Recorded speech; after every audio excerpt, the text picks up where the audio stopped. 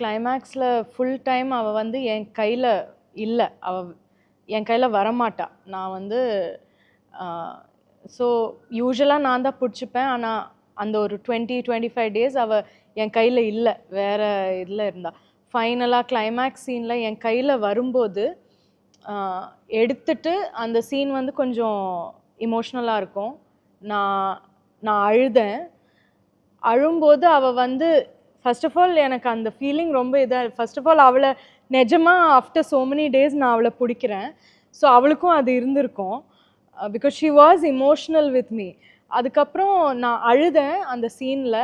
அழும்போது அவள் என்னை பார்த்து என் கன்னத்தை இப்படி டச் பண்ணி